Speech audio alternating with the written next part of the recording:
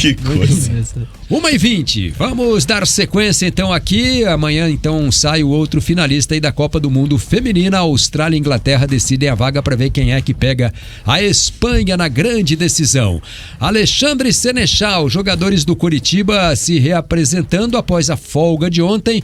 O Coxa agora espera pelo Flamengo, jogo domingo, 4 da tarde no Couto Pereira, hein? É isso aí, Linha. Jogo pra casa cheia, né? Pra casa cheia, de Apesar novo, né? Tem agora a mudança dos ingressos, mas né? mesmo assim, né? Tem que ver se a torcida vai de fato levar mais de 30 mil pessoas, como o foi Coritiba, não sei se vai abrir os 3 anéis lá, porque os visitantes têm usado só o anel, a parte do meio dos 3 mas pro Flamengo lá. Abre, né? Normalmente abre. Aliás, tinha que dar um pouco mais na curva lá, eu acho, né? Vale a pena esse jogo. E uma informação importante, se você é flamenguista e mora aqui, tá interessado, viu a discussão no primeiro bloco, aquela promoção não vale pros visitantes, viu? O ingresso de visitante, arquibancada visitante é R$200. Então tem que pagar duzentão aí pra assistir o Flamengo contra o Coritiba lá no Couto Pereira, domingo, às 4 da tarde. Representação do Coxa foi agora 1 da tarde, treino 1h30. Coritiba começando a fazer os trabalhos com várias voltas, né? Em relação ao time. Chutei o Dalk embaixo da mesa aqui, desculpa, Dalk. Em relação ao time que jogou e perdeu diante do Corinthians lá em São Paulo. Deu um chute em você. Isso, tá complicado fase, hoje. Olha a minha gripe que eu tô aqui. É melhor eu ficar de home office, eu tô achando, Linhares Júnior, que eu vindo pra cá. Eu vou aguentar transmitir o jogo hoje, pela gripe do Vivendo o grande momento, Alexandre assim, Senechal. Ele ficou espirrando o dia inteiro. Eu não tô nem gripado, viu? Eu tô só com alergia. Ele tá gripado que alergia. O cara fica espirrando o dia inteiro, espalhando o vírus aí no ar. E aí eu tô alergia. Aí todo mundo em volta dele tá gripado. Aí, ninguém tava gripado. Eu não tô doente, comigo tá tudo certo. Mas vamos lá então, falando do Coritiba.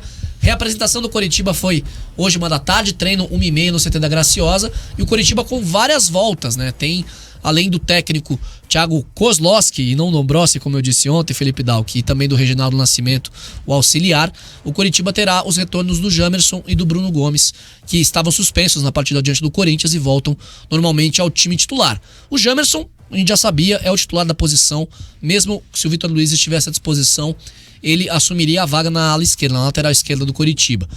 O Vitor Luiz está suspenso pelo 3º cartão amarelo, então ainda mais forte aí a certeza do que o Jamerson irá jogar na lateral esquerda do Coritiba diante do Flamengo. A questão é no meio campo, porque ele escalou o Sebastião Gomes pela primeira vez como titular, teve o Fran Sérgio ao lado dele no meio campo também, e o Matheus Bianchi que tem sido titular do Coritiba, tem ganhado a confiança do Thiago Kozlowski. É uma alteração natural da entrada do Bruno Gomes no meio campo, e aí quem faria o trio de meio campista? Seria Seba Gomes, Bianchi e Bruno Gomes mais adiantado, com o Marcelino aberto? Quais as opções que você vê, Dalk, para essa partida contra o Flamengo como as melhores, né, para o Coritiba utilizar? Lembrando que o Coxa tem ainda a semana inteira de trabalho e a definição da escalação vai ficar só para o final da semana. Acho que ele vai fazer essa troca natural, vai tirar o Fran Sérgio e colocar o Bruno Gomes. Só daí a definição de quem vai jogar como primeiro volante, né? Pra mim é o principal nesse ponto, porque o Andrei aparentemente ele perdeu a posição ali. Sim. Porque o Andrei estava à disposição e vinha jogando o Andrei, Bruno Gomes e Bianchi. O Andrei foi substituído, ficou no banco de reservas para o Fran Sérgio entrar, né? O Sebastião Gomes entrou porque o Bruno Gomes estava suspenso, né? Eu faria essa troca principal aí de tirar o Fran Sérgio e colocar o Bruno Gomes de volta normal.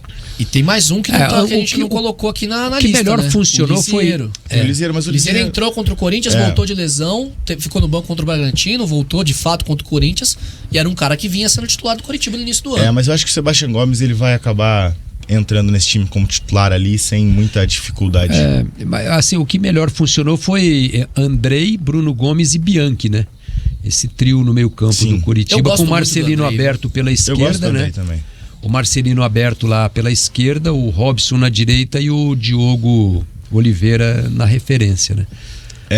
Foi contra o Fluminense, foi assim, né? Que o grande problema hoje do Coritiba é não ter outro ponta confiável, né? Você tem o Robson, que é titular absoluto, você tem o Diogo Oliveira, que virou titular. E para você tirar esse esquema com os 3 volantes e colocar o Marcelino como meia de armação mesmo, né? Colocar o primeiro volante, o segundo volante e o Marcelino Moreno... Falta o Aleph Manga. É natural que falte o Aleph Manga. Aleph Manga e Daverson, que o Coritiba teve oferta. Será que quantos gols eles iam fazer no Brasil? Bastante. Com o Antônio Oliveira de técnico. O Manga não tantos, porque não ia mudar nada na questão da operação penalidade máxima. Isso é verdade. Mas assim, eu acho que Eu até falei isso ontem, eu não entendi muito as alterações que foram feitas na partida contra o Corinthians em algumas oportunidades, porque na nossa visão aqui, eu não sei se todo mundo achou, mas eu achei que o Garcês foi um dos que mais deu resposta contra o Bragantino.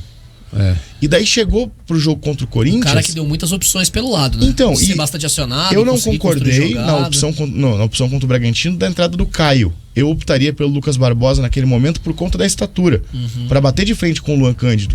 Porque o Juninho Capixaba o Juninho Capixaba tá jogando de volante e o Luan Cândido jogando lateral esquerdo. Então, ele colocou o Caio, forçou muita bola longa no Caio naquele momento e naturalmente que o Luan Cândido ganhou todas. Aí o Caio entrou contra o Corinthians, entrou não tão bem.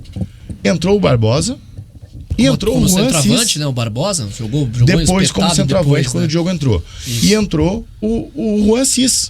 E o Garcês ficou no banco.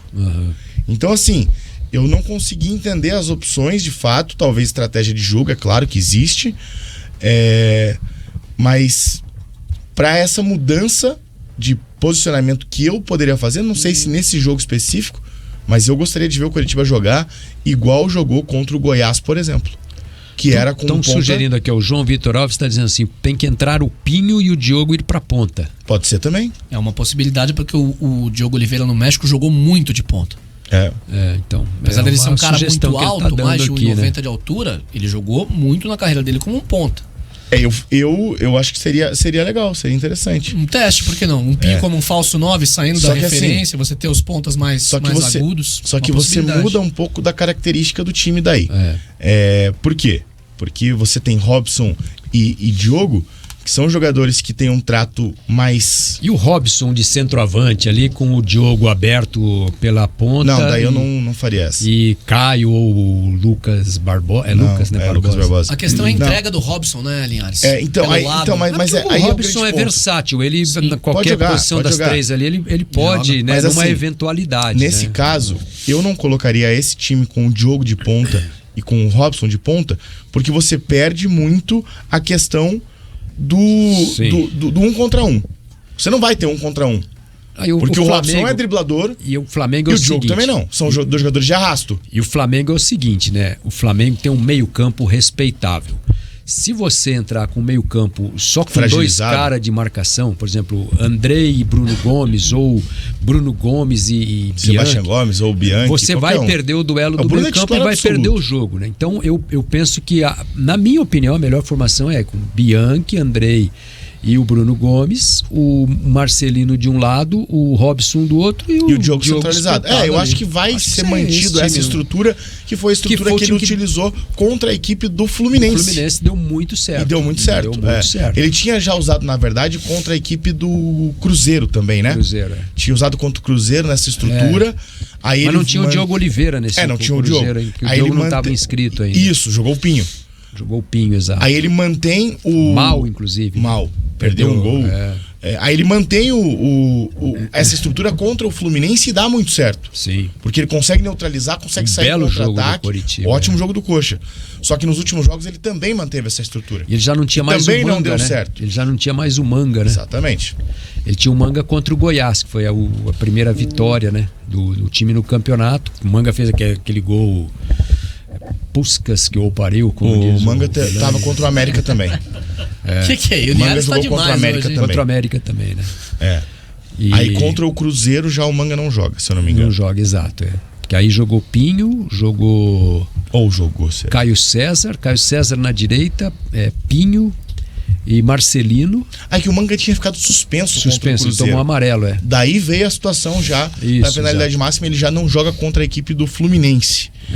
Que daí o Diogo Oliveira faz o gol e o Robson faz o outro. Estão perguntando aqui, Senechal, se o Dombrowski vai sair mesmo do Coritiba, o Thiago. O Thiago Dombrowski ficou fora dos relacionados. O Thiago Kozlowski e o Thiago Dombrowski são diferentes. Isso, o zagueiro, canhoto, que jogou pelo Azures no Paranaense e voltou ao Curitiba, começou a ser utilizado agora no Brasileiro. O André Ferreira está dizendo que o Caio é pereba. Nem tanto, né? E aí? Eu achei que você ia emendar outra coisa. Não, é que o cara fez um comentário aqui, achei...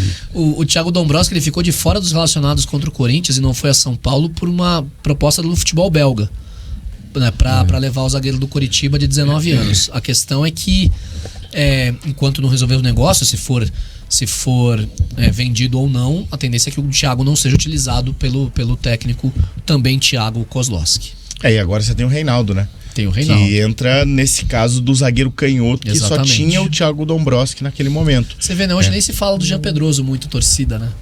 Fala menos. Não, porque o Kusevich evoluiu muito, né? Sim. E o Henrique tá jogando bem. Voltou, né? E o Henrique tá jogando pela esquerda, né? Com o Reinaldo sendo hoje o reserva dele. Ainda tem o Maurício, que nem mesmo foi relacionado ainda, né? O zagueiro, né? Que veio da Arábia, né? Então, assim, tem várias opções hoje pro técnico Thiago Kozlowski nessa questão de zaga, mas eu não mudaria muita coisa, não. Eu acho que nesse momento Henrique e Kusevich vivem um bom momento. Podemos elencar falhas e tal e analisar algumas, isso vai ter em qualquer time. Só que eu acho que eles têm feito bons jogos até aqui, né? Então talvez o Reinaldo, talvez o Maurício, talvez até com certeza o Jean vai esperar um pouquinho mais para tentar conseguir uma vaga nessa equipe.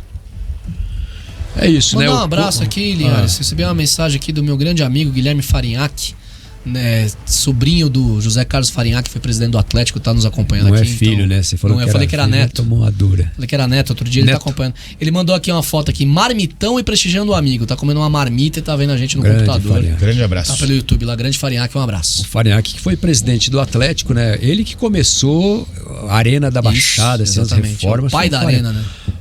Tinha gente que falava, da Arena, muita gente queria batizar avô, o estádio de Farinhacão, né? É bom nome.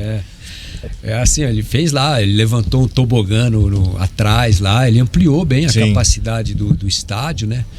O Atlético passou a vida toda pagando aluguel lá nos anos 70 para jogar no Belfort Duarte, anos 80. Aí quando o Onaireves Moura foi presidente do Atlético em 82, 83, aquele time que foi semifinalista do Brasileiro, o time do Casal 20 e tal, o Moura bateu o pé que tinha que sair do Belfort Duarte e parar de dar dinheiro pro Coritiba. Aí ele virou presidente da federação, ele desenterrou o Pinheirão, levou o Atlético pro Pinheirão. O Valmor Zimmermann, acho que foi o presidente do Atlético, né? Aí o Atlético parou de jogar no campo do Coritiba, de pagar aluguel pro Coritiba e tal, né? Uma coisa mais ou menos que aconteceu no futebol paulista com o Morumbi, né? Antigamente todos os clássicos, todas as decisões, tudo era no Morumbi, né? Porque o Palmeiras tinha o Palestra Itália, que era pequeno, o Corinthians não tinha estádio, jogava no Pacaembu, então os grandes clássicos todos no Morumbi. E aqui aconteceu a mesma coisa, né? E depois o Moura também conseguiu, o Moura foi o cara que revitalizou a Baixada, né? Depois o Farinhaque assumiu lá em 1990, se não me engano. Se não me engano, 90, 93. Foi o ano que o Atlético caiu, né? Para a segunda divisão, tomou um 6-2 do Corinthians aqui numa Copa do Brasil e tal. Depois caiu no Campeonato Brasileiro. E aí teve aí eleição e assim, ninguém quis assumir. Tá todo mundo esperando o resultado do Brasileirão, como o Atlético caiu. Aí o Farinhaque foi lá na eleição, levantou o dedo, foi eleito presidente, né? Eu acompanhei bem essa fase aí. E ele trouxe de novo o Atlético depois para a primeira divisão e tal. Foi um dos bons presidentes aí num momento difícil, né? Naquela fase que era difícil administrar o Atlético, né? Era só perrengue. É verdade. Outros tempos, né? E o Farinhaque, ele foi um cara que trabalhou muito na remodelação, né? Na ampliação da Baixada e tal, né? O Atlético ganhou capacidade no estádio, assim. Não era um estádio muito grande, né? Porque o terreno também tinha suas limitações. Mas o Farinhaque foi um cara importante aí na história do Atlético, tem que se bater palma, né? O Reinaldo, por exemplo, foi um jogador que lançado pelo Farinhaque, né? Um dos grandes artilheiros da história do futebol brasileiro. Cara que não perdia pênalti. Então tá aí, o grande Reinaldo. Perdeu 2. Só pelo Coritiba. Jogou nos 3, né? No Paraná, no Atlético e no Coritiba, né? Já tive o prazer de entrevistar também. Grande figura o Reinaldo, né? Figuraça. Ele é. Gente da melhor qualidade. Muito bem, 1h34